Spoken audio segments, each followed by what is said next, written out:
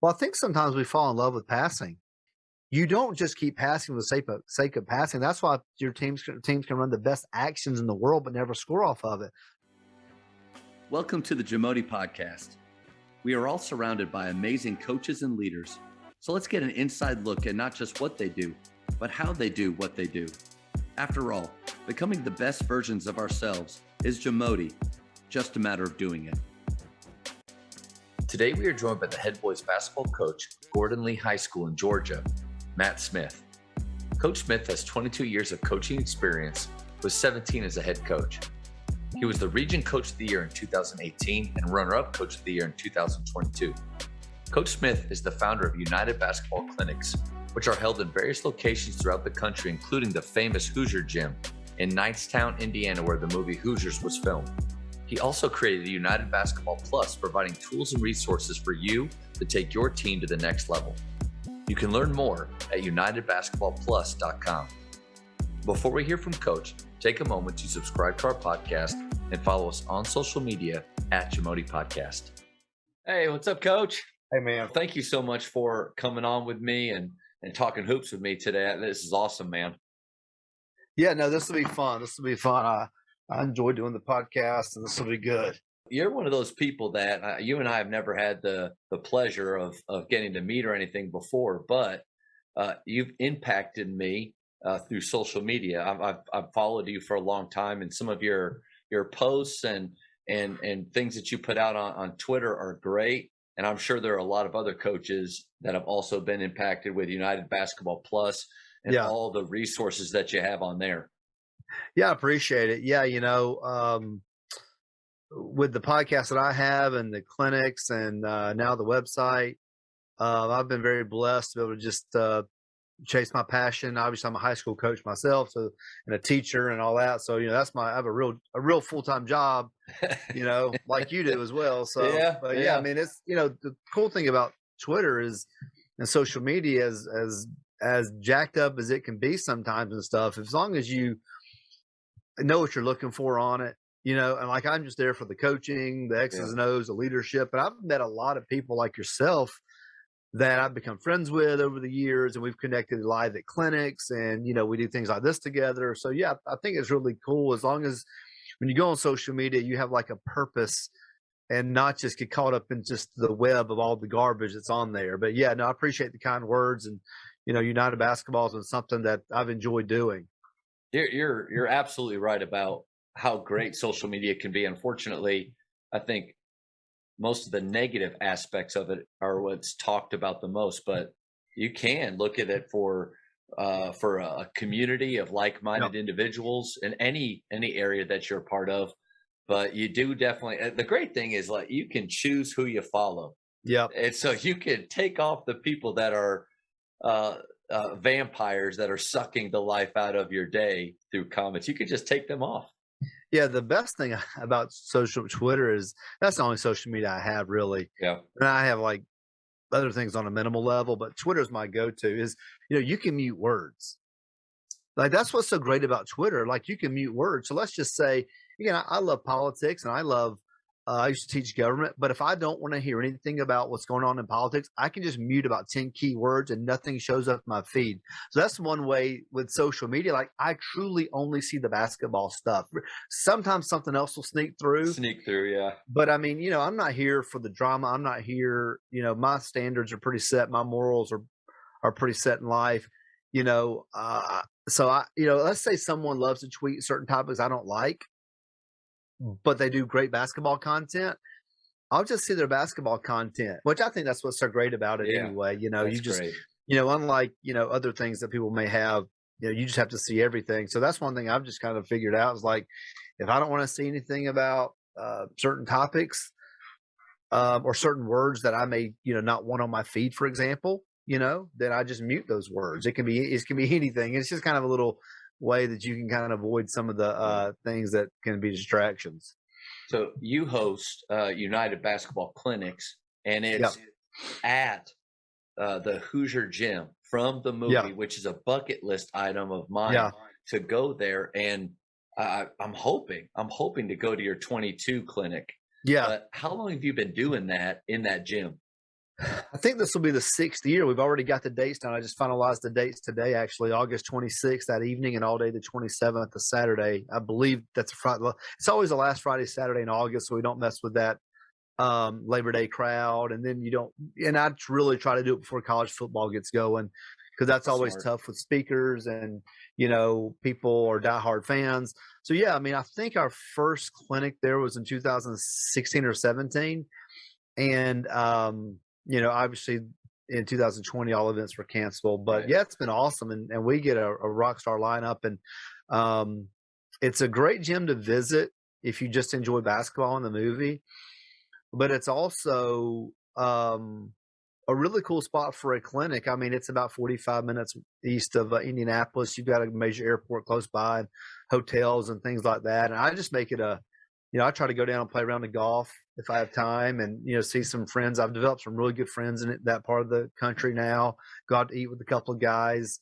Like Travis Daugherty, for example.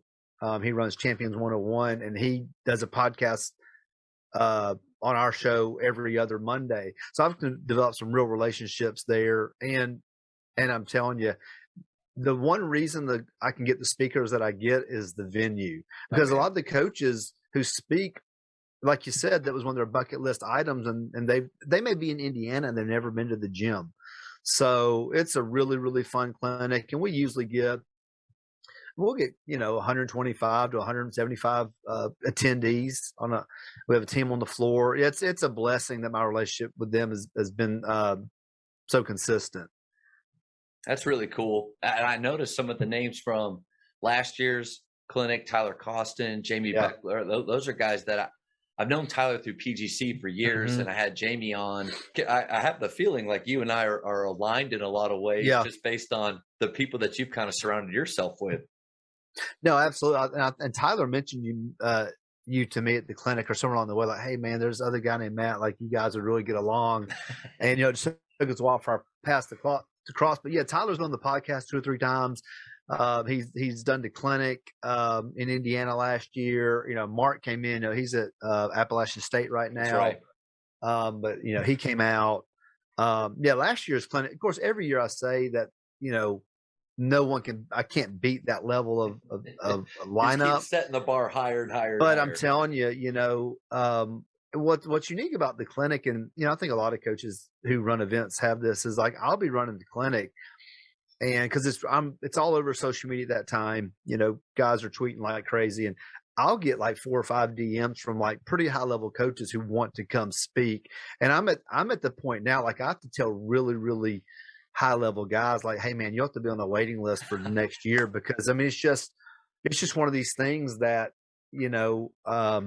guys want to be a part of, and coaches still like doing clinics. I mean, I know that kind of faded a little bit with COVID and all the Zoom stuff, but I feel like in-person clinics are still very needed and very relevant in today's coaching world.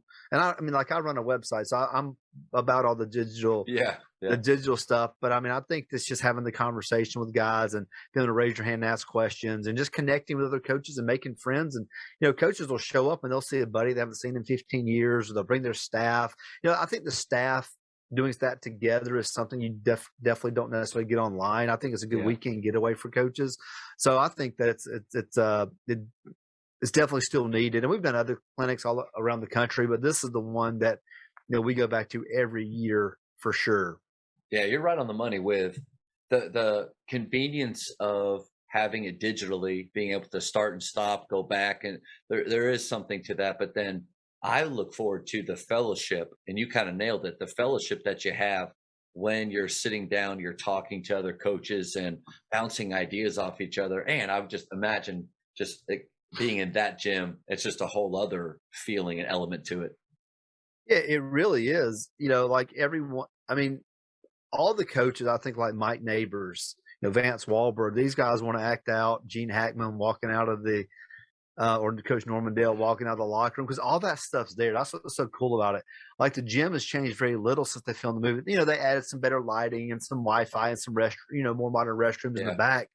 But the gym is relatively the gym, the hardwood and bleachers, the floor, the goals. I mean, a lot of ways they've done a great job at keeping it like the movie said it was. And it's a small town, so that I think the gym brings in about 50,000-60,000 visitors every year to the gym. So it's really kind of a good economic spot for the town. People come in, they visit the gym, they go out to eat at a restaurant, they do things like that. So I'm very blessed that I stumbled upon them and they like what we do. Yeah. Because, it's not like I offer something that a lot of coaching clinics don't offer. A coaching clinic is a coaching clinic, but our relationship has been strong. Like I said, we just finalized it today.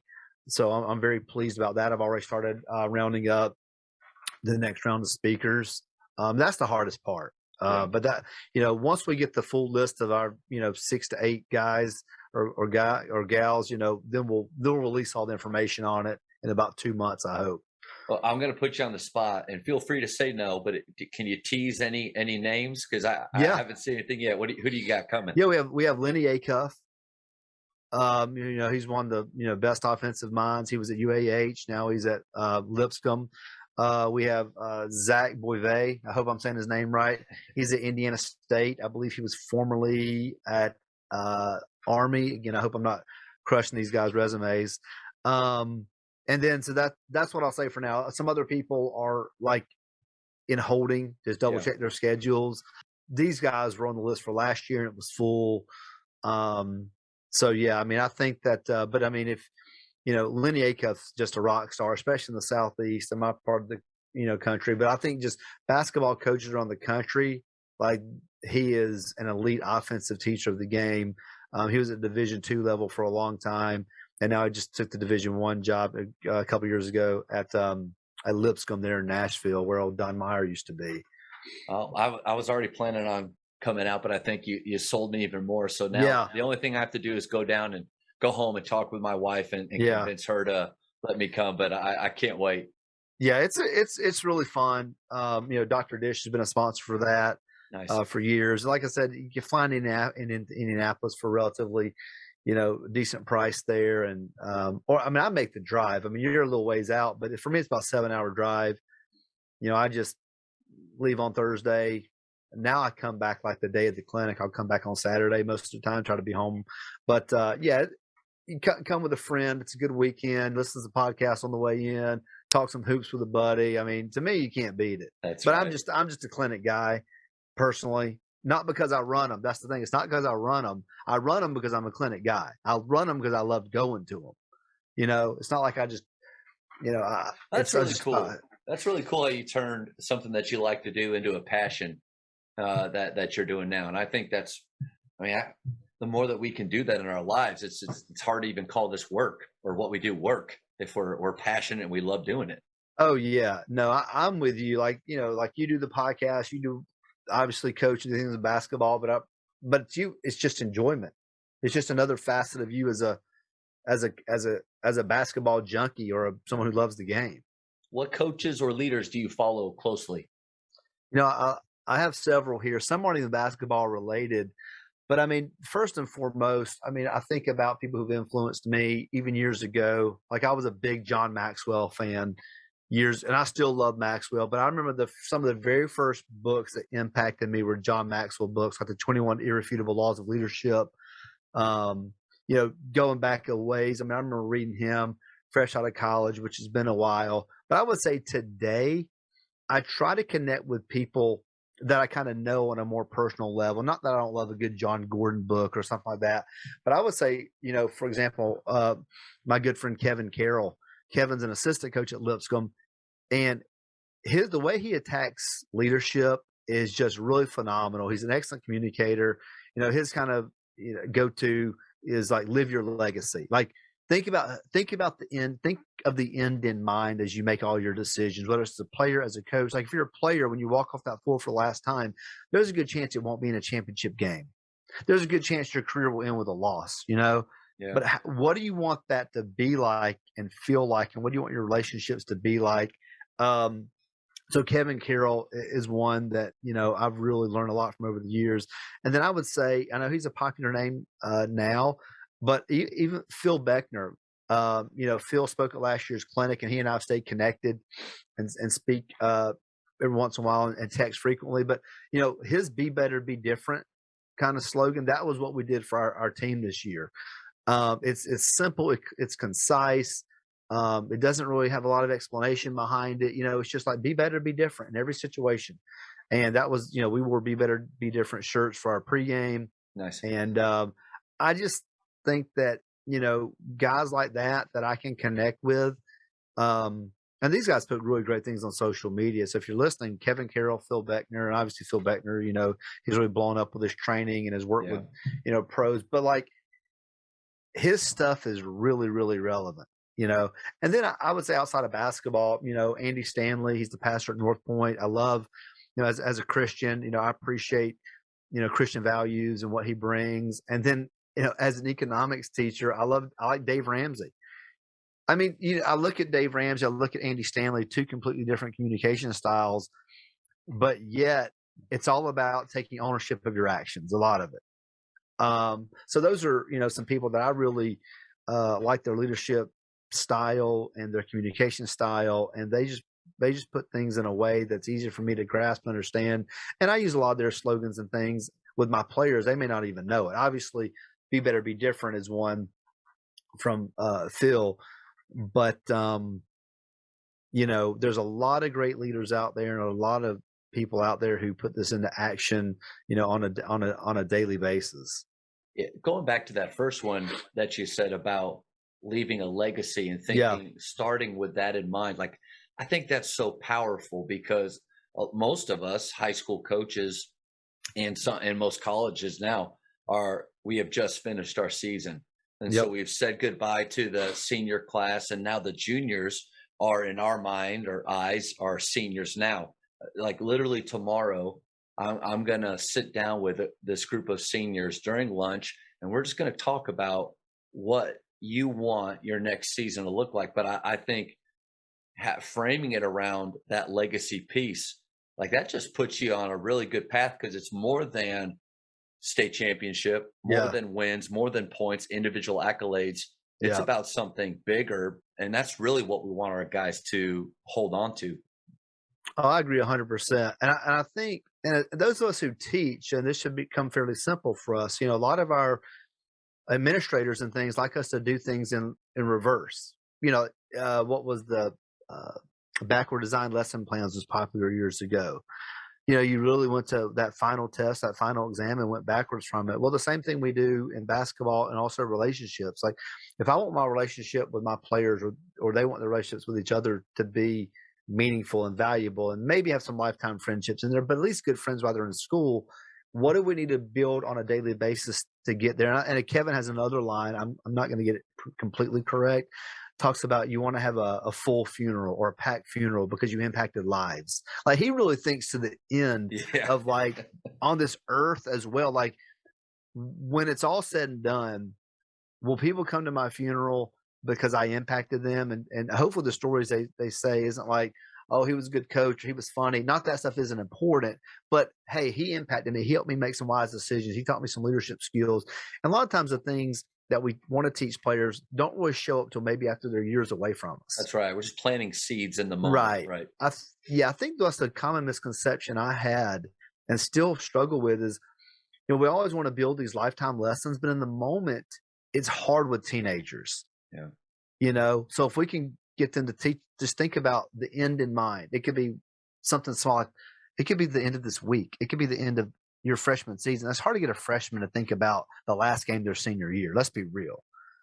So we've got to just incrementally build this. And by the time they're a senior, I believe it'll all click. And then as they deal with their freshman teammates, they can deal with them and communicate them in a better, more positive manner.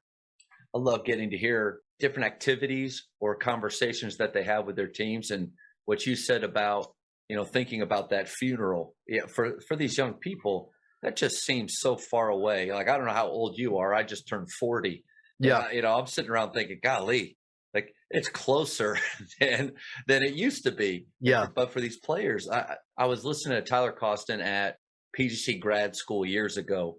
He was running it. I was one of the coaches helping him and directors helping him.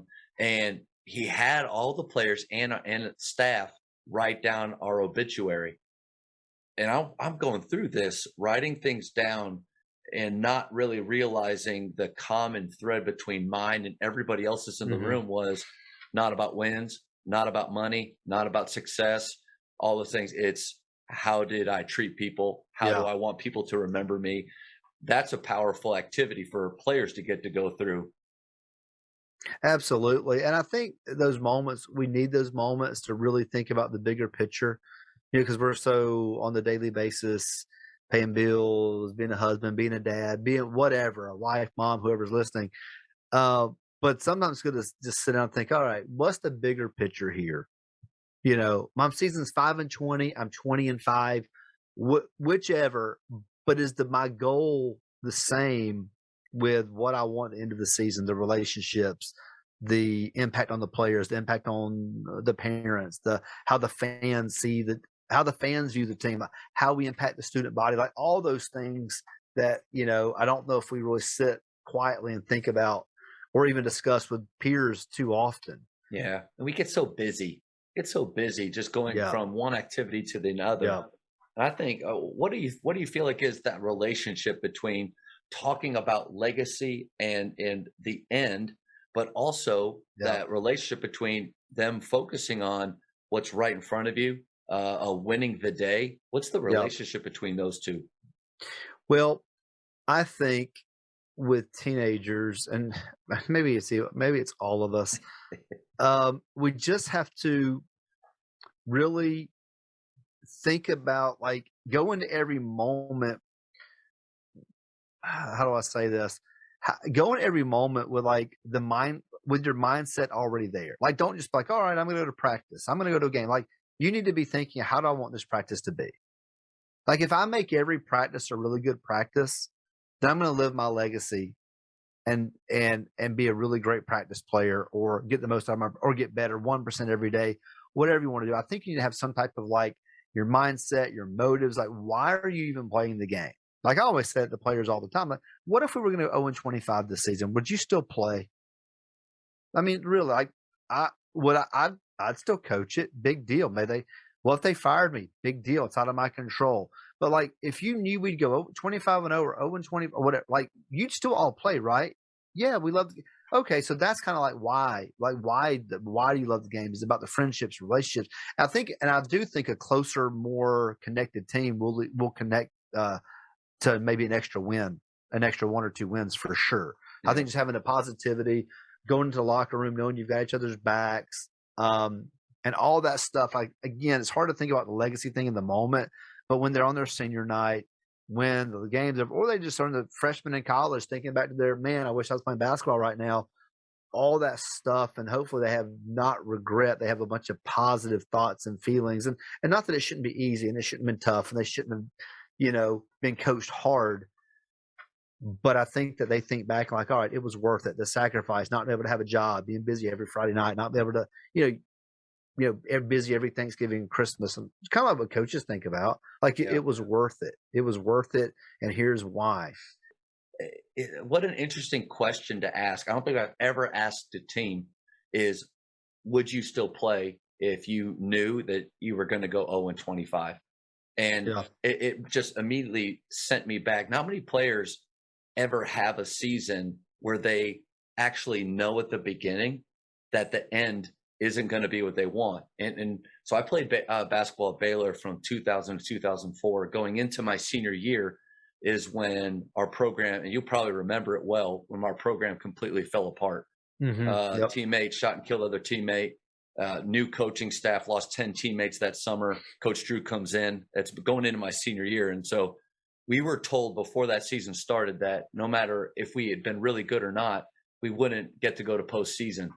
Like, literally, there Mm-hmm. was an ending to our season before it ever began. Hmm. And the regret that I have is that I struggled with that for a long time.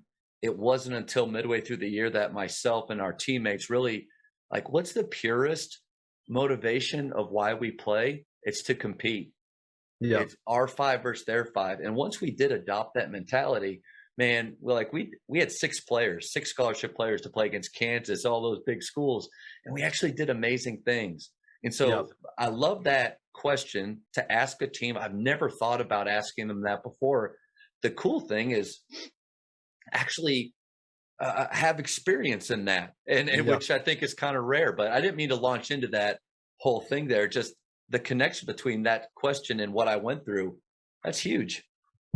Yeah, no, I mean, your experience is obviously unique, and you have a great story, and you can connect that better than I can with players, for sure. But I think that's a valid point, because I know that all these coaches, and I've done it, and I'll do it again sometime. But I think that we get up there and we talk about championships, we talk about not losing any home games, and your big rival.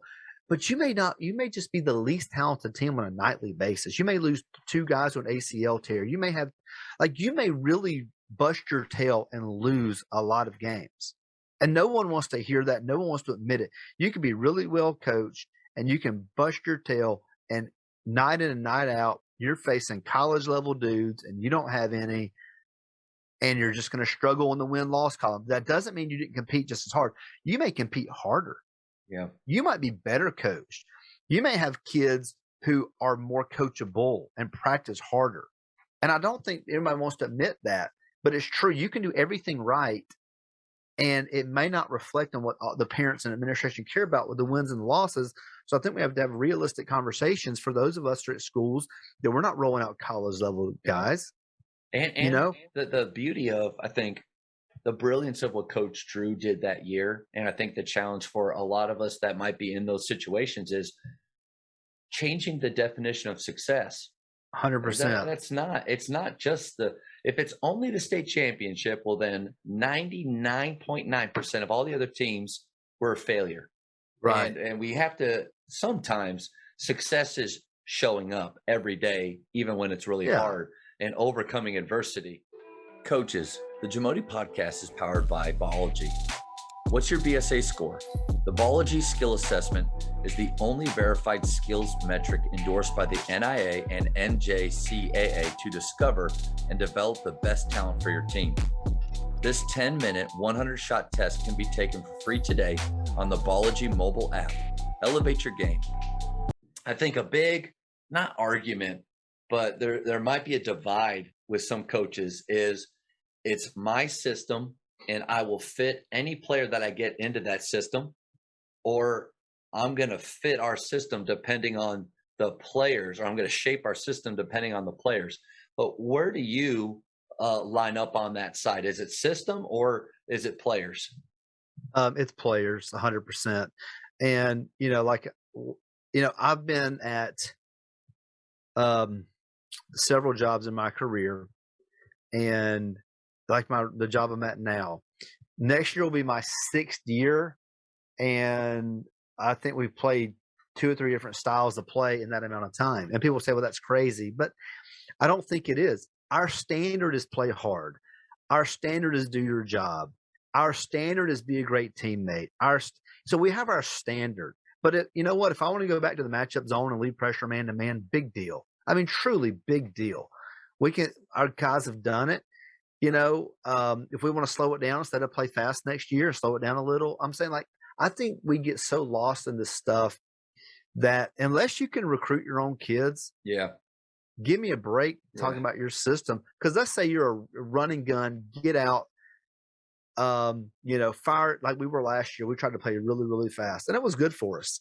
But let's say you get, I get a 6'11" kid in who he's not going to be running the floor as fast. I'm probably going to run more stuff around him, probably slow it down.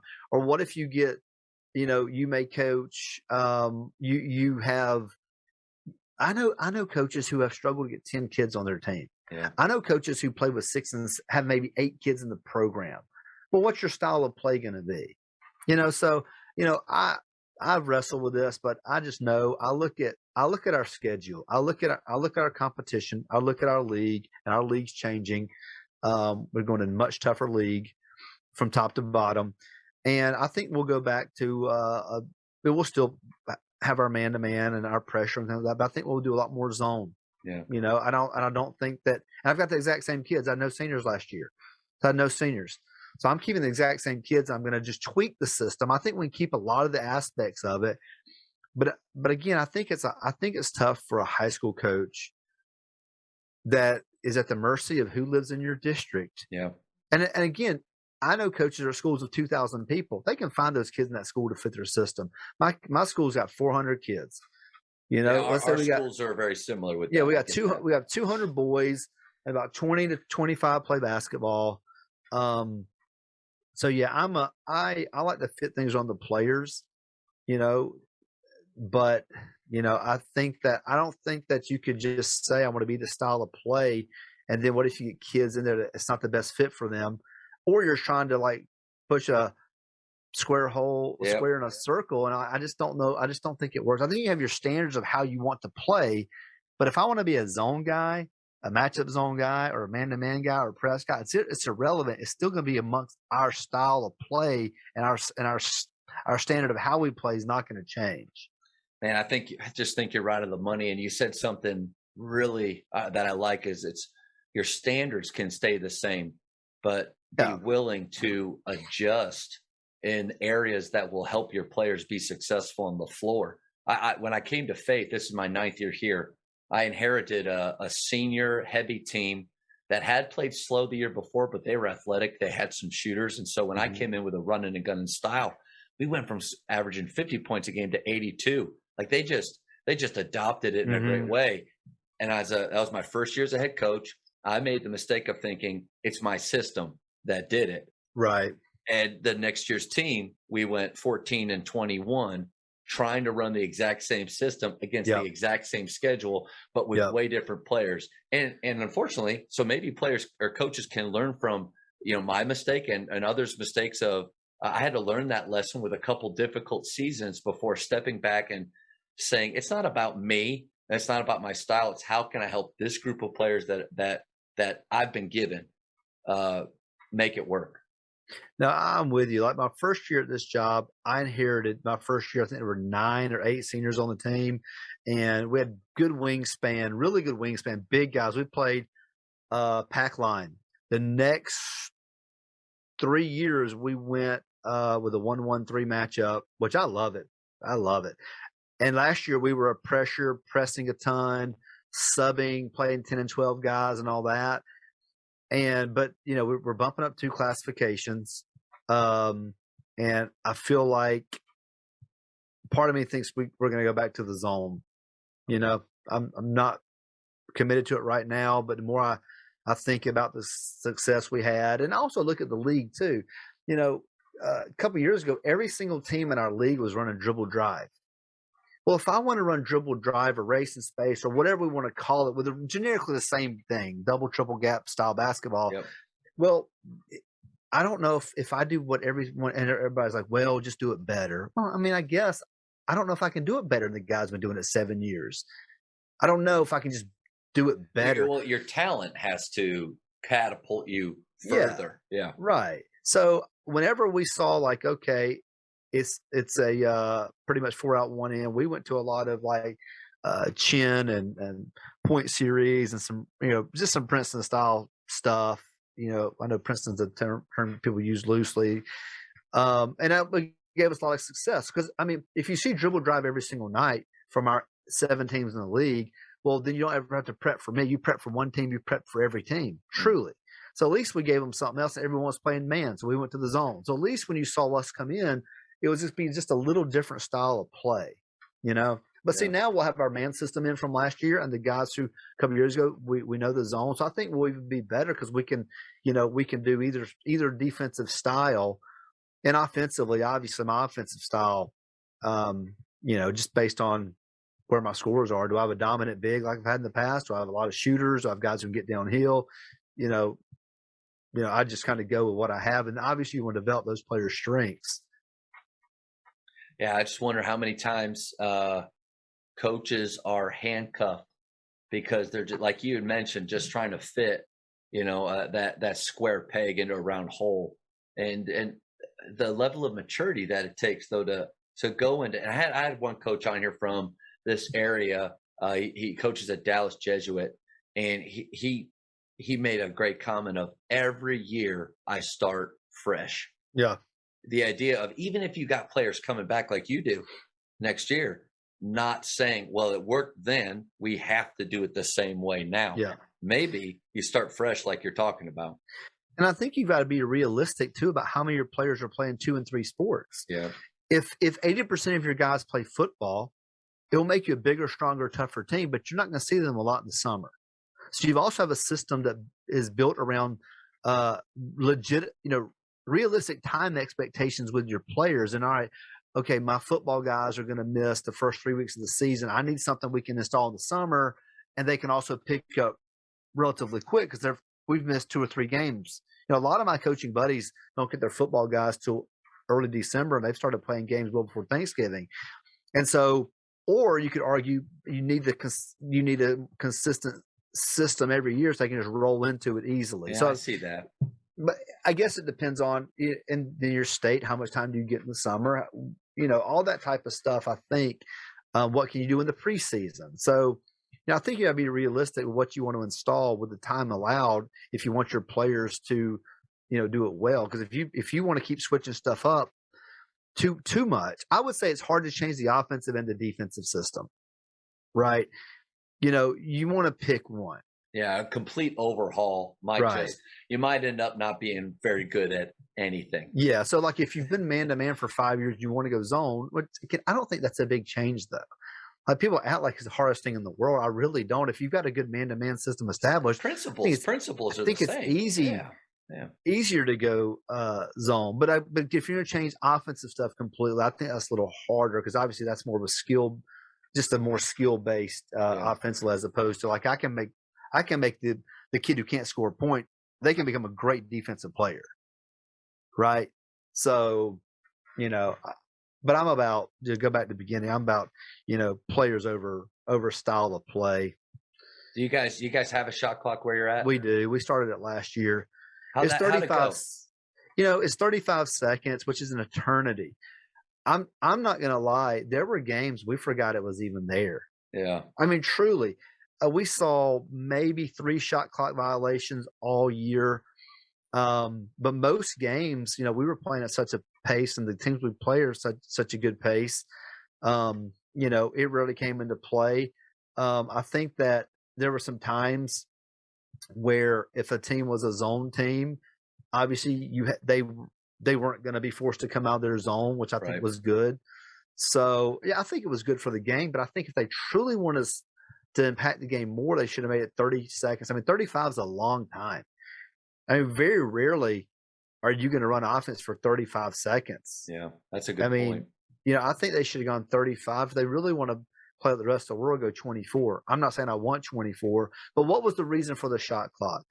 A lot of my Georgia peers would disagree with me. So here's my thoughts on it. It costs $3,000 to put in, $3,100 to put in roughly. We've got 400 schools. So we spend like $1.5 million to come into play 3 possessions all year.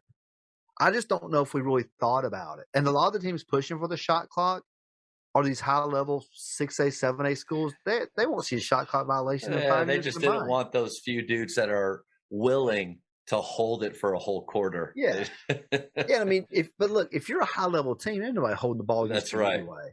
Yeah. I mean, really, teams want to hold the ball, which I'm not against, but I've done it.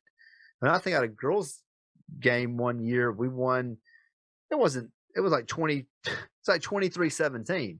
Now, that wasn't the lowest score in the world to run a lot of offense, but 40 total points were scored. But I don't think we would have won the game any other way in hindsight. Yeah. But I think, if I allow a team to hold the ball against me for a quarter and I just won't leave my zone, you better be just as mad as the defensive coach as the offensive coach. Yeah, there's always the two sides to that. Yeah. Right. And if you're really skilled, you're not holding the ball. I mean, I've seen these crazy examples where it's a 4-2 at half, but I don't know if we want to I just don't know if that was your motive, I just don't know if that's the right motive because high-level kids play with a shot clock in the summer. Yep. Like AAU probably plays with a lower than 35-second shot clock. Yeah. And I'm not against it. I think it's, fine for the game, but I think we should have made it 30 seconds to really. I don't think we should ever get into making decisions because of the rare things or the outliers. Yeah. What happens all the time, which is both teams, right in that 15 to 20 second range. if they're just playing with a normal pace and yeah, Right. I don't think it's that big of a thing. Our one division of our high schools, SPC down here, is going to, we don't have it, but they're going to adopt it next year at 30, and so they're Yeah. kind of the guinea pigs. And I'm with you. I'm not.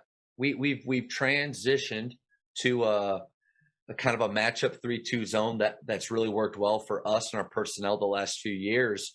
And it's only been a few times where I felt like, golly, their possessions are just so long. Now Yeah. we weren't forcing them to play, and we weren't creating any advantages for ourselves. Yeah. But I'm interested to see, how do you guys? Here's a question for it. How do you run it? Because that's been one talk of, where I'm at a private school, and we have parent volunteers that do Yeah. clock and book anyway. That's another parent volunteer. How do you guys do it? Well, GHSA, our governing body, I'm in a public school here. I don't think the private schools here in their league, the GISA, I don't think they're adopting the shot clock. But for us, you could get a volunteer. They have to go through a class, and you had to, you could pay them whatever, or you could go through an official, and pay them a little more. Yeah. I went through the official for two reasons. One is I had multiple people who wanted to run the shot clock. And so then you get in the thing where I'm telling one person yes, someone else no. We're having to pay them. And I also didn't want anybody with shot clock violations that happen, and they did happen occasionally. Yeah, I mean, meaning the person at the clock made an error. They didn't Yeah. reset it. They reset it. I didn't want anybody, talking about home cooking or Sure. whatever. So I just figured let's get a neutral party there. Let's get an official. Normally it's a retired official or an official's wife, honestly, because it's a simple, it's a class. You don't have to be a former official to do it, and let them do it. That way, no, it's not a teacher doing it. It's not definitely. I don't know if I'd put a parent at the clock. I don't know. I might put I might put a girl's parent at a boys game, a boys parent at a girls game. But again, I was going to pay a volunteer, they wouldn't be volunteer. I was going to pay them like $25 a game, but I think it's $36.50 by going through the officials. So it's $73 a night more, not the end of the world. Yeah. They don't make us do it for JV games. Nice. Oh, yeah, so I don't that's think interesting. Yeah. I mean, I don't know if they will next year or not, because this year was, kind of the first year to next year. This year was optional for certain regions and games. We voted to do it. But some older gyms can have some issues installing the clock. I mean, a lot of the new gyms have it, but like older gyms with older wiring and the way things are set up, like, it's something you want to definitely do months and months out. And it's going to run you, I'd say an easy $3,000 to $4,000 to do that. Yeah, those are all good points and things to think about. I think what the SPC is going to do is have officials bring basically a fourth person. Yeah, I really like that idea of having it almost be a part of the officiating crew rather than, like you said, the worst thing ever with Booker Clock is late game issues that make your team look good or help your team. You don't want that. Yeah, the restarting on an air ball, just little things like that. And there's going to be there's 2 or 3 games where we didn't get to use the clock because there was a clock malfunction. Just little troubleshooting things that you've got to think about. The Jamodi podcast is powered by Sideline Interactive. Sideline Interactive is the leading manufacturer for high-quality, innovative scoring tables and LED video display boards that help coaches and schools bring more excitement to fans, create huge fundraising opportunities, and make their jobs easier. Visit sidelineinteractive.com to check out their amazing products. I don't think I'm very good at using analytics or especially with finding what works best with our style of play. What things should I follow? Should we talk? I mean, I think that's an area of growth for me. What role do analytics play in your coaching style? And I just had a coach on here talk about actually today's podcast that went out to talk about that. Shameless plug for my podcast. I'm just kidding. And they were big on it. Was a college coach at Bob Jones, Burton Uaro. You may know him, but he was really big on field goal percentage. I look at that stuff and maybe I should give it more attention, but I really look at turnover, offensive rebounding percentage, and turnover percentage are the 2 I focus on this year, because our style of play, we were trying to force a certain amount with the other team and try to limit ourselves to a certain number. And obviously turnover percentage is, it's if you get 80 possessions versus 50 possessions at 25% turnover percentage is a big deal. So I think you've got to look at number of possessions. I should give more attention to field goal percentage. I really should. And that's something I want to look in the off season. I've got all the numbers from our team from huddle assist and things like that. I don't dive into the main analytic I look at, and it's not one of the, the 4 factors that we go by is, obviously a player's 3-point percentage in practice and certain things we do to judge if, the freedom they're going to have to shoot in the game. So that's something we look at practice and we track by certain drills that we do. Not that I'm going to tell a kid they can't shoot. That's no fun. But you also want to tell a kid, the ball's got to come back to your hands a second or third time. Or I'll tell kids it's got to be a paint touch kick out 3, a penetration kick out 3. You're just not catching the pass off one pass and firing it up. But here's your percentage. Yep. And, and I'll break, and, it may hurt their feelings, but like a number's a number. I didn't create the number. They didn't create. It's just you're shooting 22%. We don't need to start off the possession with a 22% shot, but you're shooting 34% when it goes to your hands a time or two. You get a kick out 3. So you're going to be shooting less threes a game, but I feel like you'll hit more. Yeah. So I look at it that way. Offensive rebounding percentage, we had our goal this year of what we wanted to get, 30%, and we got that or more most games, and what we want to keep teams below. So I should really do more with field goal percentage, and I will as I'm breaking down film and looking at our past stats in the off season. But rebound and turnover was big. A free throw percentage, obviously, but in Georgia they changed the rule for us where the bonus starts over at the end of the first quarter. Oh. So the days of like, okay, guys, we're in the bonus with 2 minutes left in the first, and we get the whole. Yeah. So now you didn't shoot near as many free throws because it was 5 fouls was the single bonus, 7 fouls was the double, or maybe 4 and 6. I can't remember, but it started over. That's a different change. It sped the games up. Yeah. So then you do that with the shot clock.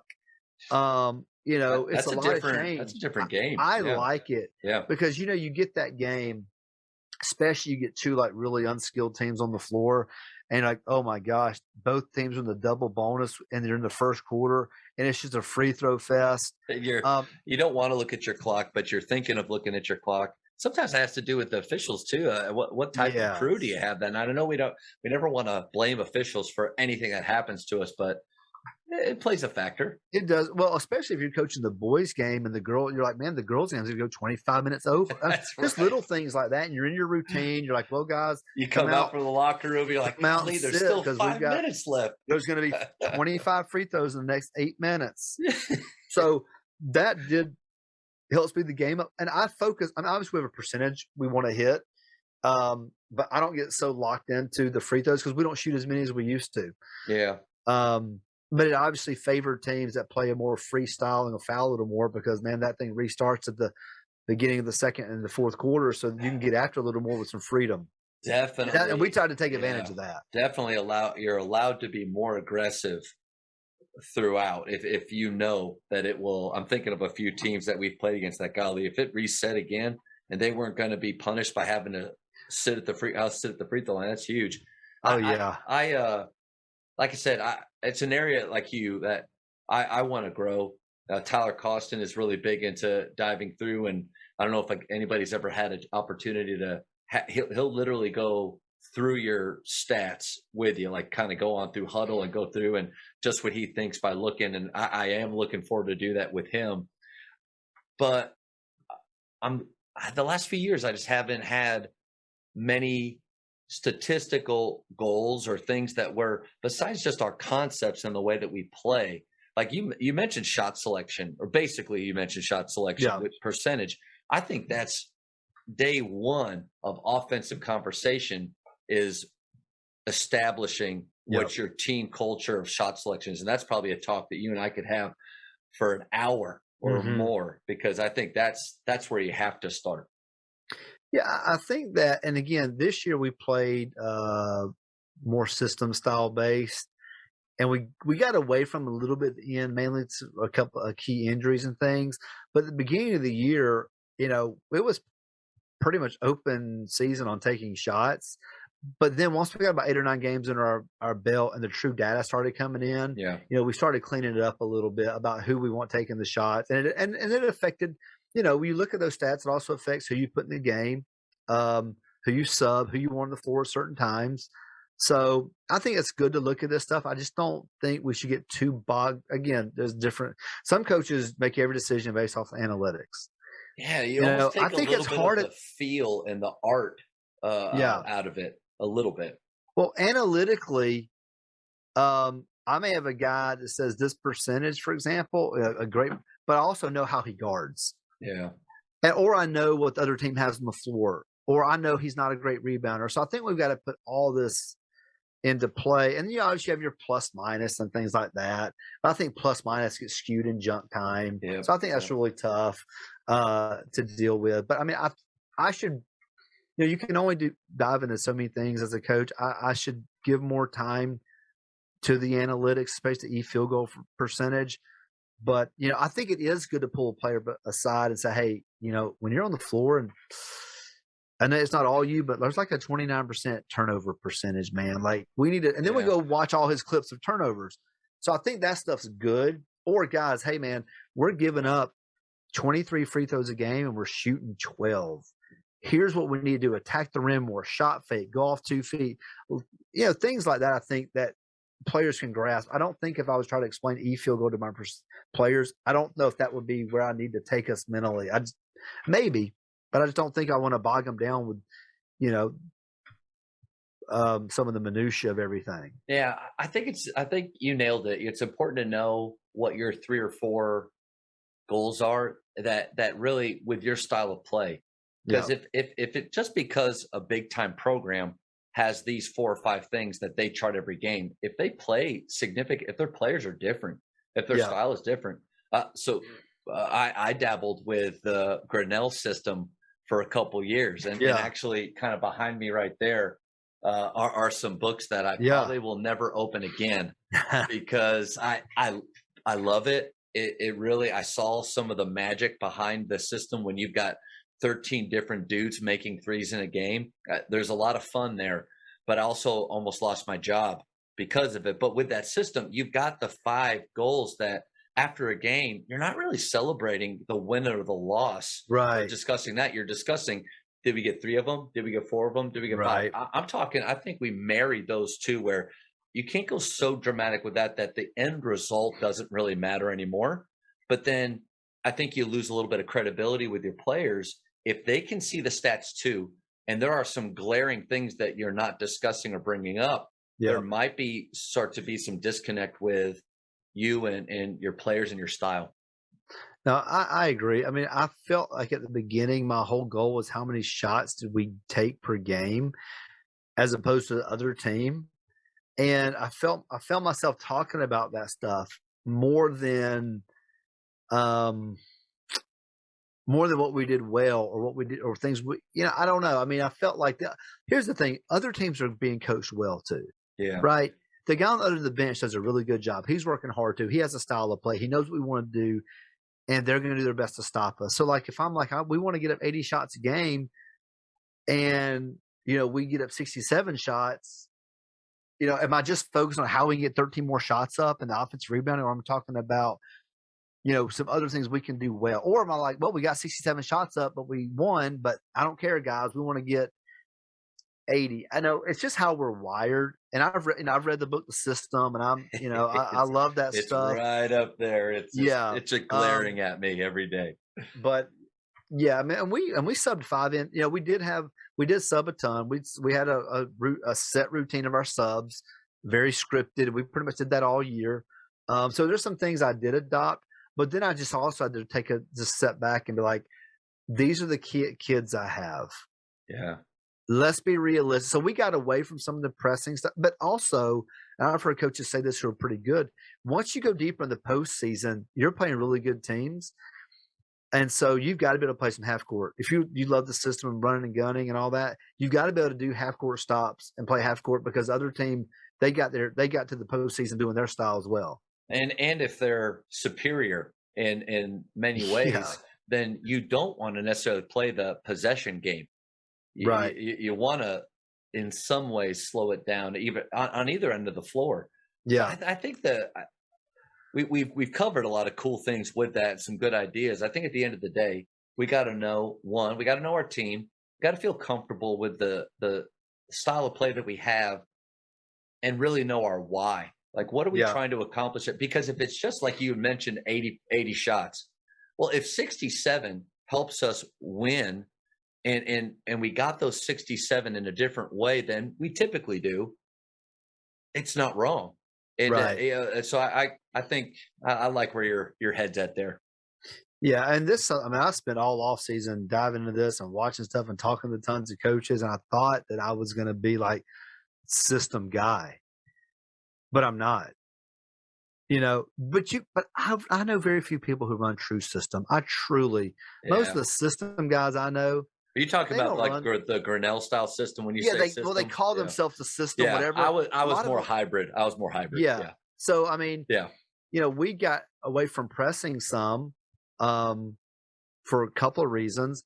But man, I tell you, our half court defense could lock you down too. Yeah. You know, You're giving and up we 8 would, seconds. That's it. No big yeah, deal. and we give up 8. We'd get out and run when we could, but we Yeah. didn't feel the pressure like we had to take a shot. So, a part of me learning that system and it helped me really kind of figure out who I am as a coach after doing this for almost 2 decades, which I think is good. Study other systems, Yep. try other systems, but you're right, it can cost you your job or That come one, close. especially if you go all here's one area that I thought was I was starting to have some real parent pushback with it from especially and on both ends of it from our best players' parents and from the middle of the pack and at the end because at the end they're playing a little bit but it's not enough and the best Right. players are playing almost equal amount as the lesser players or younger Yeah. player and I thought to myself in my head I'm thinking I wish they could just see what I see on the floor. Yeah. They don't get it, but there's something to that. But not that basketball is difficult. I do think it's helpful when a parent they don't have to understand everything that you're doing, but it has to make a little bit of sense to them. If it's just completely like, this is foreign. I've never seen this. I Yeah. don't. You're either going to hopefully have administration that can have your Right. back and help you push through the wall. But I think there's something to that. Yeah. I think I'll get pushed back next year because I won't be playing as many kids. Like I was playing 11 kids in the first quarter, almost every single game, 11 kids. That is fun. That is fun. But it was like one kid would go to a minute left. I would Yeah. start my 5. We would go 3, then we go 2, then we go. And then and then obviously third quarter is based on fouls, and the fourth quarter is based on kind of feel how the game's going. But I don't see me playing 11 kids a game because we're going up to a much more difficult overall 2 classification jump. Yeah. So 32-minute game, right? 32-minute yeah, game. I just don't from being a system guy before or a hybrid of it. I don't feel like we ever got opponents tired enough, and I never no, feel like our players yeah, got tired enough to really justify yeah, subbing that much. So the last 3 years at Faith, we've gone 7 or 8 deep, and winning helps justify that to some people. Why are we doing that? Well, we're keeping our best players on the floor a yeah, majority of the time to give ourselves the best chance to yeah, win. And I ultimately think too, even though it's not all about winning, and we've talked a lot about culture today, there is something I think valuable with everybody in your program knowing. It's with Coach Tang. He just got the Kansas State job. I yep. don't know if you saw the video of him talking I to his did. team. Guys, listen, if you're not about winning with everything that you're doing, I got Right. chills just listening to him say Yep. that, and there is something to that. I think for me, I may just keep less guys in the program because I mean, I don't love dressing 15 guys. When I was playing 12 and 13, it was one thing, but if I'm going to be playing eight guys, maybe 9, I don't need to dress 15 guys. Because deep down that even if at the beginning of the season you lay it out, listen, you're probably 12 through 13, 15 on the roster. Yeah. I don't see you getting a lot of playing time, but I want you to be a part of this. I want you to give your very, Yeah. very best and still have a big role Right. or important role in the team. Deep down, that sounds good in the moment. Yeah. 10, 11 games in, Yeah. that bench starts to really get at them. Well, I think, and again, we're dealing with high school kids. I mean, it's tough to go 4 or 5 straight games, 2 straight weeks without playing. Yep. It's tough. It's valuing time. Like at what point for a kid that isn't young and looking towards something, but he's a junior or senior, he's not getting a lot of time. At what point do they sit around and look like or think about the time I'm spending here? I could do other things. Yeah, and the college level is different because you have your walk-ons, you have your scholarship players. They know what they're getting into. You know, but see, high school, and I do think it's an ego thing. Like you sit there, week in, day out, night in, night out, and if it's a close game, you're not going to get in, and if it's a close game, you're not going to put them in, right? That's right. And parents are there, friends are there, all that kind of stuff. I'm not saying that's what we should think about, but I think we've got to look at the humanity of this stuff. I mean, it's not wrong to say, if a kid is a little disgruntled, and I haven't had real issues with it. I mean, I have sometimes, but this year it wasn't bad. But yeah, I mean, I think, have an honest conversation with a kid. And I've even said to kids, like, hey, look, you've been on the program. You've been a part of the program for 3 years. I like you. Good guy. I'm not going to cut you. But if you don't want to play, I'm laying it all out for you. You're not a quitter. Do you want to be a part of this? Because you're really not. And I'm like, yeah, I want to do it, coach. I like the guys. I like the bus trips. I like it. I like the gear. Yeah, whatever. But some kids are like, you know what? If I'm going to be the 15th guy or I'm the 4th guy on the post depth chart, I think that shows. I think that honors them. It's showing honor and respect to them and their families. 100%. And this isn't about any other sports, but I feel there are some sports or at least programs that I've been around that I feel like kids are promised things. And things that it's really hard as a coach to promise somebody that early on, unless it's LeBron on your team as a high school kid. Yeah, LeBron, you're probably going to play a lot in this game. The majority of them, though, are 7 through 12. You don't know how things will go. So not promising them. I can remember a few years ago, we won a game against a district rival. I went real short. Didn't play a couple kids. One kid was a little teary in the locker room, which got at my heart because I'm thinking, like, we just won. You got to be about more than that. But then I came out and I saw his dad, and his dad shook his head at me. And I was like, what's going on? He's like, well, I'll just have to pick up the pieces later on. I'm like, pick up the pieces? We just won. His grandparents came to the game, drove hours to come watch him play.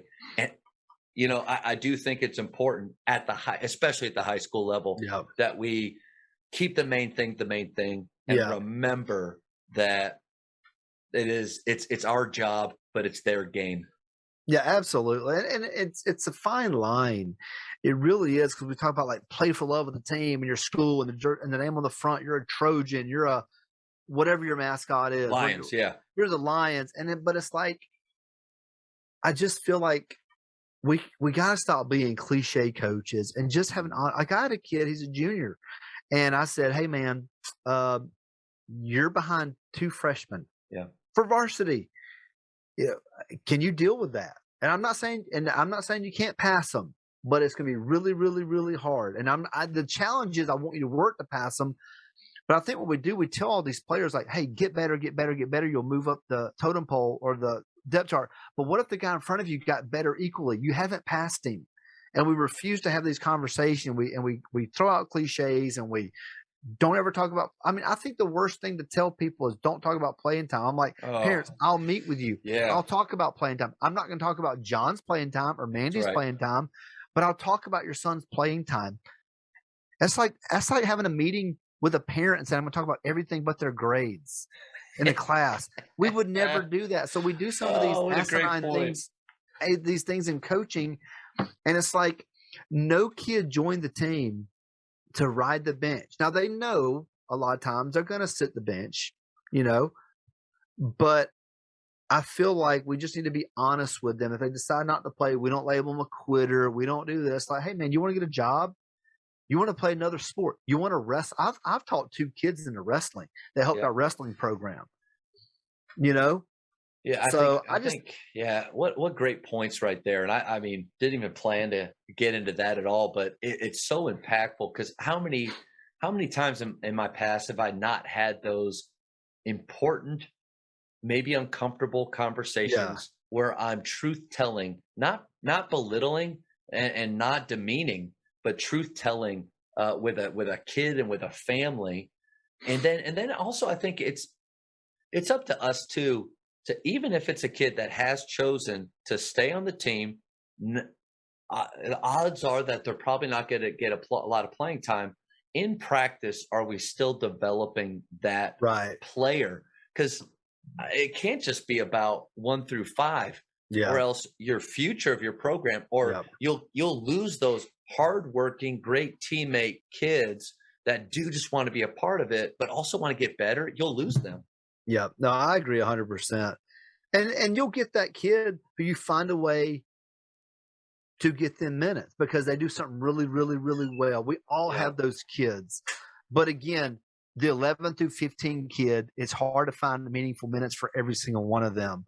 So again, if they're sophomore dressing varsity, that's one. I get there's a lot of intent, there's a lot of measuring things. What grade are they in? Their experience, all that type of stuff. But I've had kids that never really developed for whatever reason. Maybe it's my fault, maybe, but it's like There are some factors outside of our they control. If they yeah, remain added to 5'7", that's right. They Yeah. added to the program. They Yeah. loved being there. Their teammates loved them. And when they got into the game, the crowd went freaking nuts, man. Yeah. Stuff like that. So I just think you got to take every case individually. But again, having that honest conversation with a kid and their parents, again, it's not fun. But if I care about you, I'm going to have the tough conversation for sure. How often do you have players play both JV and varsity, where their majority of their court time comes Yeah. on the JV team, but they do sit on varsity and possibly get some minutes near the end of the bench? How do you do that? Yeah, every once in a while. Like I did it this year. But we get 6 quarters in a night. Okay.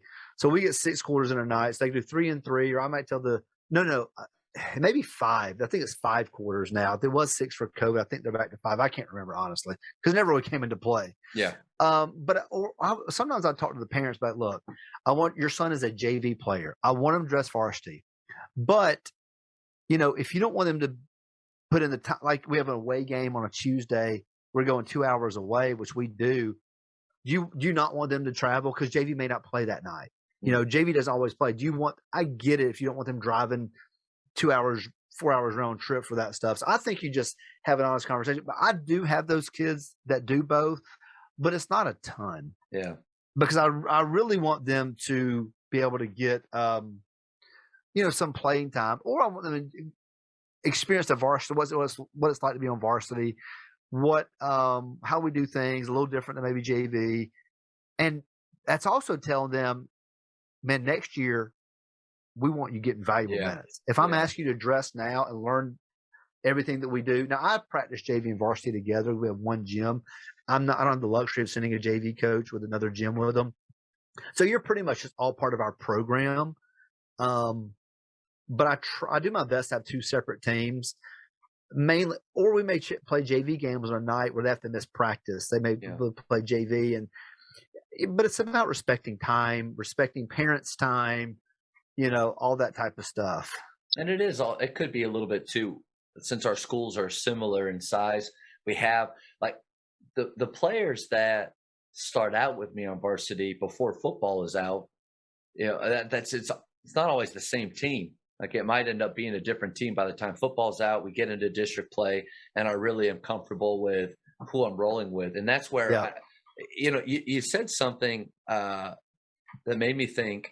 You said, if we're traveling, I asked them, hey, do you want to travel? You're probably not going to play, to respect their time. Like to me, as soon as I heard that, I thought that just makes sense. And how many times, like I think it's good for us to evaluate every year what things we do in our program and what makes sense and what doesn't make sense. Because I think if I look back, especially in my earlier years, I had policies and rules and I made them do things that doesn't make sense to do it. So I think that's a great little reminder there. Yeah, no, I agree 100%. But again, I think that we're like-minded when it comes to this for sure. When it comes to the players playing both ways, but some teams I know really need it. That kid's got to play valuable minutes on both sides. Yeah, absolutely. I've rarely seen it be a negative thing. The few times, the only negatives I ever got about it was, I don't know if you've heard this, was the kid felt like he wasn't really on a team. Yeah. Because when he like, I like guys to practice. We practice varsity and JV together as well, but I have my varsity guys a lot more. And there's a few of those younger guys that I just really want to influence more and be around more.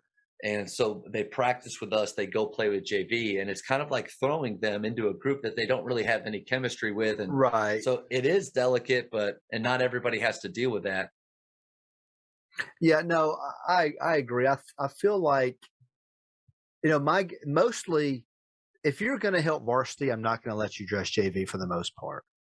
It's your guy. Like, they know JV is my priority, and varsity is just kind of like icing on the cake type deal. Yeah. So I try to really, establish, like, this is the team. This is your main focus.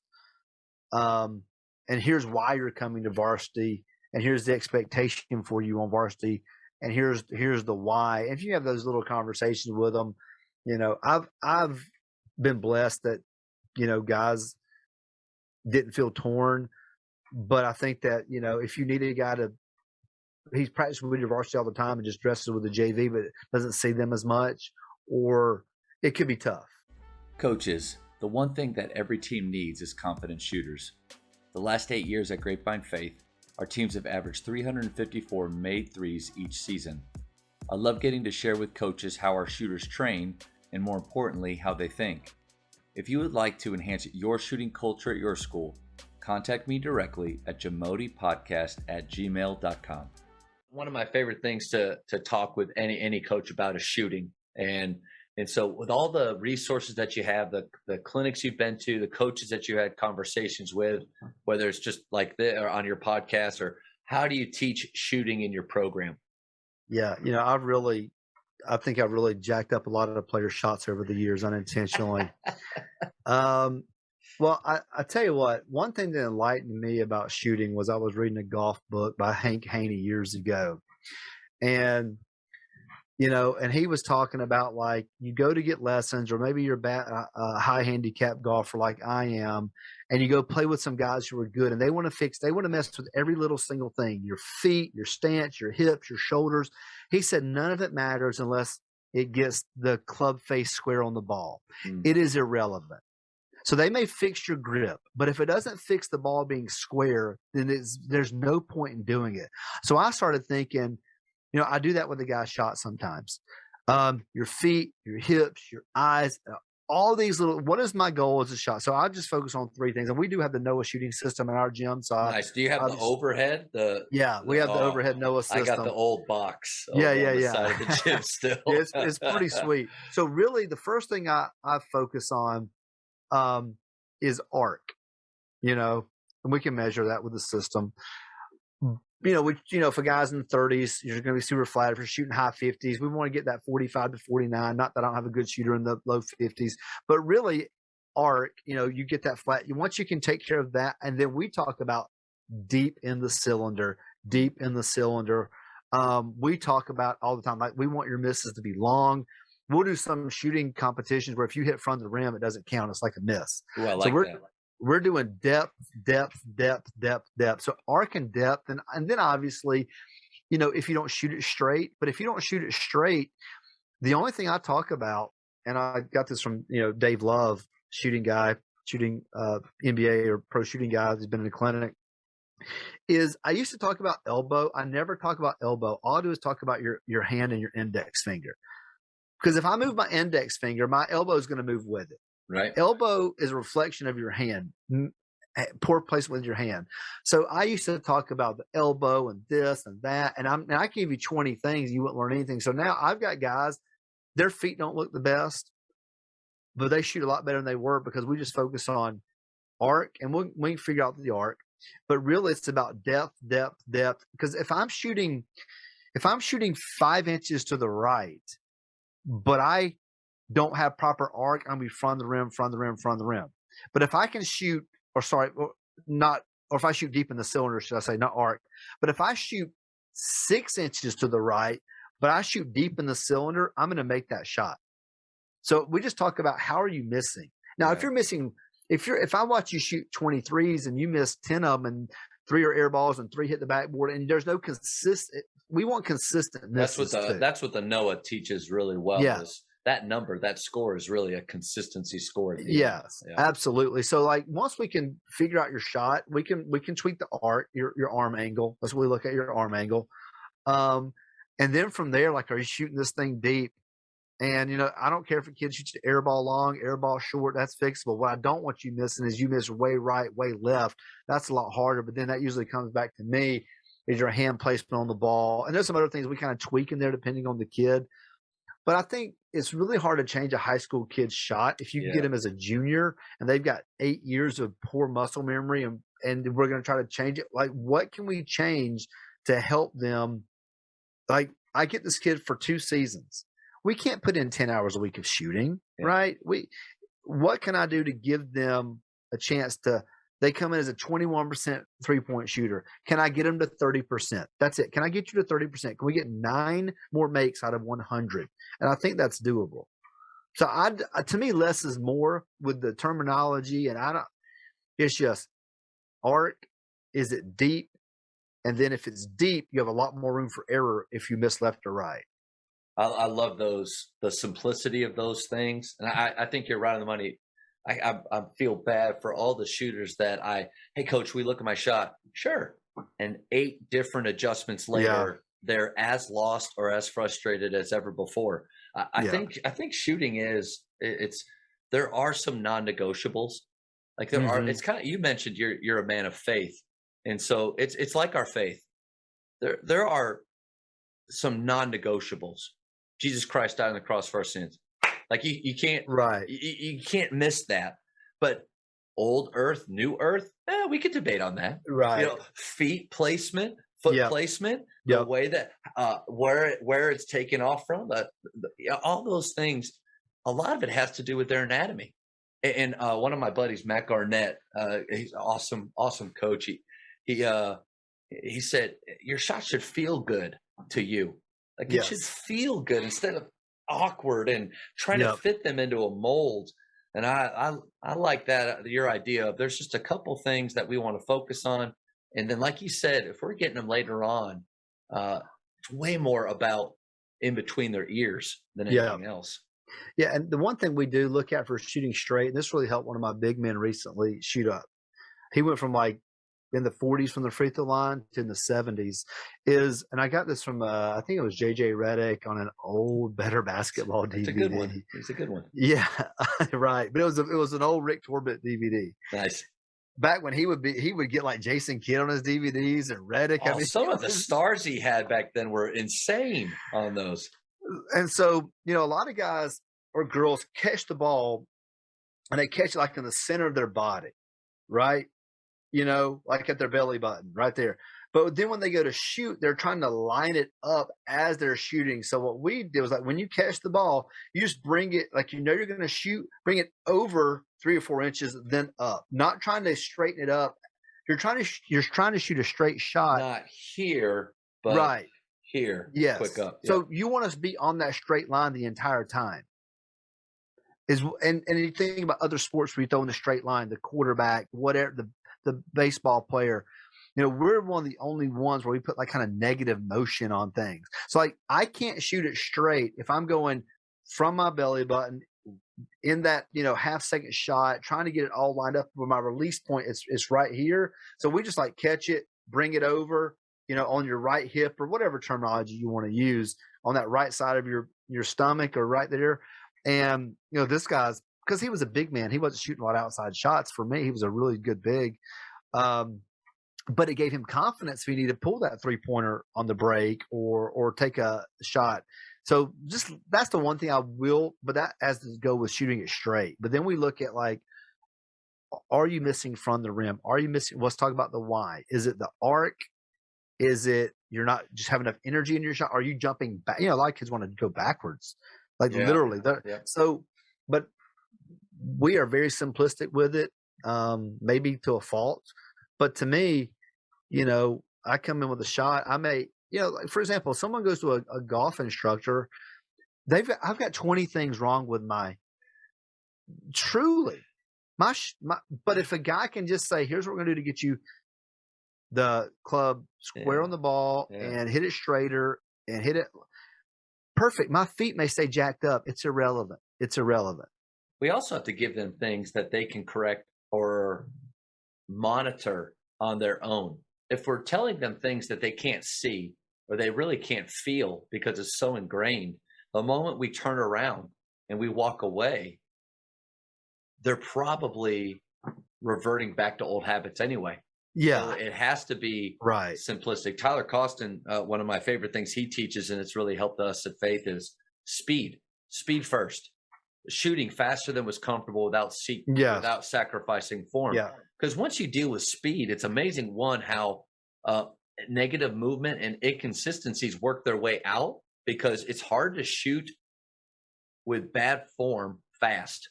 Bad form is typically slow. Yep. And that's been a huge thing for us.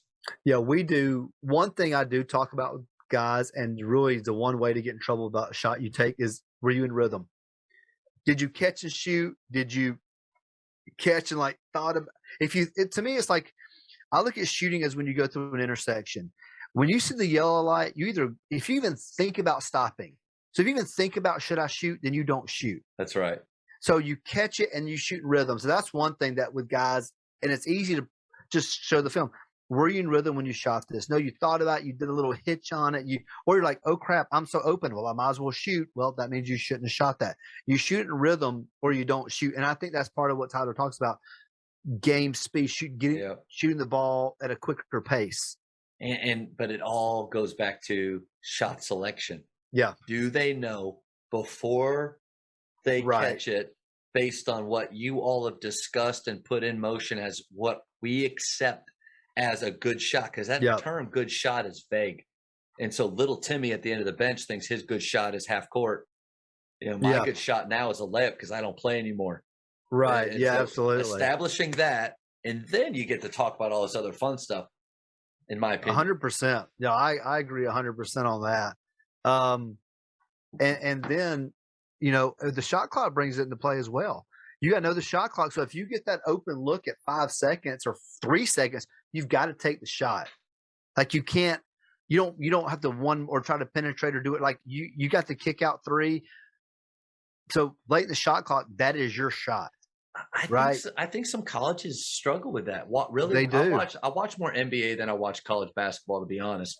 Watching March Madness, though, how many open looks, unless it's directed from the coaches, we're not shooting until 2 seconds left of the shot clock. Right. If that's the direction, then that's another talk. Or maybe there's some type of scheme involved there. Maybe possessions is a big thing, But I see them passing up or not even looking at the rim when there is space on the catch. Yeah. Only to get down to 5 seconds left and then, oh crap, here's a fadeaway contested 3. And I'm thinking the last 3 shots before that. Now I got to remember, they're all better coaches, smarter than me and more experienced. But I'm puzzled by that a little bit. Well, I think sometimes we fall in love with passing. And I can't remember the coach in front, he's like, passing doesn't score points. Like, you don't just keep passing for the sake of passing. That's why your teams can run the best actions in the world but never score off of it. So don't you fall in love with the one more, but you've got to know it's a late shot clock. Like the coach has got to establish that as well. If it's under 5 and you get that open look, you're taking the open look. That way we've got, we get the offensive rebound, obviously shot clock resets. But now I've seen a lot of things in the tournament, and I think guys kind of just caught up in the moment. They don't think about the clock. They don't glance at the clock. I know high school kids forget about it at times, and even coaches do. But at the college level, you've been playing with it for 100 games in your career. But I think that, or you're like, well, that guy's got a better shot, or that's not my shot. But that's one thing you'll see with the shot clock. You have to tell some guys, yes, this is your shot in the offense. But if the shot clock's in under 5, this is the decision that you make. And yes, you take that 3 then. Yeah. I think you and I are believers in we shouldn't even be near that shot clock anyway. Yeah. Based on our action, being aggressive and understanding the shot selection that we have all agreed to, we should have something before that. Absolutely. No, I agree 100%. I agree with you. Before I let you go, I gotta get you in the speed round. Okay. The speed round is going to be quick questions. Sure. First thing that pops in your head, man, answer it. All right. You ready? Yeah. Favorite ice cream flavor? I love ice cream sandwiches. Nice. That's a new one. I love that. I love ice cream All sandwiches. right. I already know this, but for high school, shot clock or no shot clock? Yeah, I'll say shot clock. Yeah. Okay. Well, maybe I did. I mean, because you did mention that. I can argue, like if someone Right. said, "Here's $100 to argue this way and $100," I can argue both ways passionately Yeah. and feel like I'm right on both ways. Texting or talking? Talking, Favorite holiday? Christmas. Okay, this is invisibility or super strength. I'd probably take super strength. Favorite place that you like to travel or want to travel? I've always, I like going to Ireland. I've been there multiple times. I love Ireland. I've got good friends there. I've done coaching camps and clinics there. Oh, So that's cool. I love Ireland. Yeah. 2 more. How many cups of coffee do you drink per day? 0. I drink 0 cups of coffee a year. I don't drink coffee. What energy drinks? Any No. caffeine at all? Soda? Yeah, I'll get I'll do some half sweet, half unsweet tea and snag a Dr. Pepper with a pizza here and there. But I'm not a caffeine junkie. I haven't touched an energy drink in probably a decade. Man, good for you. You probably Yeah. sleep well too, don't you? Well, with melatonin. But yeah, I drink a lot of water and I drink. I'm in the South. I'm a tea guy. There you go. Last one. Probably the most important. Godfather or Star Wars? I would say Star Wars. Now it could be neither if you're Yeah. not a big fan of either. Well, but I'm not a big fan of either, but I did Okay, love that's the fair. original. But I did love the original Star Wars. So 4, 5, and 6. I know that they rename them and there's different orders, and we've got Disney's doing one every 3 months. I feel like now, but I think the original, that they re-released when I was in college, and we went back and watched them. I'd say that I'm not a big fan of redoing things or adding. Yeah. Like just keep it as it is, and keep the classics the classics. Well, Coach, this has been such an awesome time. Like I feel like I got a lot out of this, and it's fun to get to talk to people that you really only watched on social media. Yeah. And I really appreciate you and your time, man. Yeah, no problem. Well, let's stay connected for sure. I appreciate you having me. I Hey, like real quick, all you do, and real quick, talk a little bit about United Basketball Plus and how coaches can get plugged in and check out some resources, and then possibly the clinic in August. yeah, United Basketball Plus is the website. It's have about 600 videos on it, and we're gonna keep adding content. And so the main thing is our play bank, our video playbooks, and our play bank. We have hundreds of plays there. We have sports psychology videos with Stu Singer, who's the sports psychology. He works with the Washington Wizards, the Washington Mystics, and even the University of Maryland and teams up in that part of the country. We have a skill development portion with Joe Decision, who's a USA basketball coach, and his son Jordan was a high-level college player. They run Unleashed Potential in Pennsylvania. They're doing our skill development. Right now, we've got 75 videos on there. Nice. And we're going to probably add another 50 to 75 later this year. Tons of fast model. So I just know that's what coaches like. Right now we've got about 150, 160 fast model on there. Some have 100 plays. Some have 50 plays. Wow. Some have, Utah Jazz. Some have Lakers, whatever. We're releasing one every Sunday with playoff sets from last year's NBA playoffs from all those playoff teams for the next, 16 weeks or whatever. All past clinics are on there that have video. So we only have the 2021 videos on there now from the Peach State Clinic and the Hoosier Gym Clinic. But again, I have a full-time job. I don't do any of this for the money. The website's expensive, so I like to make some money to pay for that. Sure. But, it's like $59 a year for an annual membership. Which is incredible. I saw that and I was like, that's And, nothing, I'll just mention this till April 15th. There's a coupon code. It's UB Plus. Capital UB is in basketball plus. It's 10% off. It averages out to be like $3.80 like $4.80 a month. wow. So we're adding new content all the time. We're going to be adding, for you NBA guys, I'm adding about 325 NBA quick hitters and best sets from all 30 NBA teams is going on. I'm in the process of loading that now. So not to mention college stuff. I've got a bunch of women's basketball we're going to be adding. So here's the deal. For $6 a month or $59. Oh, and the last part, sorry, I forgot to mention, was our deep dives. Like Tyler's on there. We've got 30 deep dives on there. I'm recording 2 this week. We'll put 1 or 2 out a month. A deep dive is where I talk with the coach, and like I think one of the best ones. We have Coach Kamara with the University of Alabama Huntsville. He goes to an hour and 45 minutes of Princeton offense. Wow. Where if you were to go buy that DVD, you spend $80. Yeah. So I'm just saying, all the content, all the fast models are downloadable to your computer and printable. All the videos you can watch. And I know I'm missing some stuff, but my goal is to keep adding not just content for the sake of content, but quality content, stuff that I like to do. The website's really well done. United Basketball Plus. And it's just been a compilation of everything I've been doing with the clinics the last 7 or 8 years. It finally came together that we had the time and the resources to build this. And there's a team of guys helping me. I'm smart enough to know what I'm good at, what I'm not good at. And, for me to do the skill development portion would be okay. But then when I partner with guys who do it for a living, like this, they're full time, like that's a no brainer. Yeah. So I've been blessed with the passion to do this. I think God gives us gifts, and whether it's coaching or leading or preaching or teaching. And if we don't take advantage of those gifts, then we're not serving our purpose here. So, and then the coaching clinic, people have blown me up on social media about how to register. Registration won't be till like May, maybe June. There's a lot of logistics to clean up, time, speakers. Do you have a limit on how many you'll bring in, like for the clinic? It depends. Well, I think I'm going to give guys people who attend it, there's no cap. Okay. No, there's no cap. I mean, you could comfortably fit 200 or 300, and I would love to have to get to that point. That's one right. day. But I mean, and here's the one thing: the clinic for 2 days is like $160, maybe more. It just depends on the cost. I mean, it's not cheap. But if you're a member of United Basketball Plus annual membership, you get 50% off any clinic we do. Nice. So you spend $47 to save $70, essentially. Yeah. So, we offer tons of stuff like that. And the clinic we do will be added to the website later. But speaker wise, we'll do between 6 and 9. I think I'm going to give guys a little longer to speak, maybe an hour and 10 minutes instead of. Did you feel that they were hitting up against they wanted to go a little more? That's the issue I get. So maybe we'll trim it down, one fewer speaker, but 5 guys get an extra 10 minutes. And then you're right there in the gym. You can stay and shoot basketball, get your picture taken.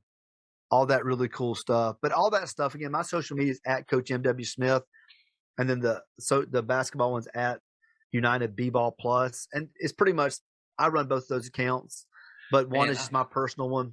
I'm blown away because, there's times where I think that I'm pretty organized and I got my hands in some different things and excited about different projects. And then I hear someone like you that you're a high school coach full-time. You teach also. See, I don't even teach. I have silent study hall here as one of my classes. So I teach economics. And then you do all these things. So I need to get your another talk will be your time management skills and how you do all those things. So. My family would probably say I'm not very good at it, but I'm blessed at my job. We're at second semester. I'm done at 11:15. So I might have an ISS, but I'm pretty much free. So I can really knock an hour, 90 minutes. This stuff. I don't record podcast at work during the day because it's just the bell schedule and I'm at to cover a class. But I can peck at the website. So this was a process till I finally had enough content to feel like it's good enough to release it. And then my goal is to more than double the content in 2022. So then someone says, man, $59, I'm going to get 300 fast models, 600 videos, plus all the past clinics. And I know there's great websites out there. I know that I get it, but I don't know if you'll find a better one for $5 a month. No, I don't think so. I can't think of one. And I appreciate you sharing all that. And like I said, man, this was a pleasure. Thank you so much for your time. And I had a blast. Yeah, I'm glad we were able to connect. Thank you for checking out today's episode. Please take a moment to subscribe to this podcast, share it with your fellow coaches, and find us on social media for what's coming up next on the Jamodi Podcast. It's just a matter of doing it.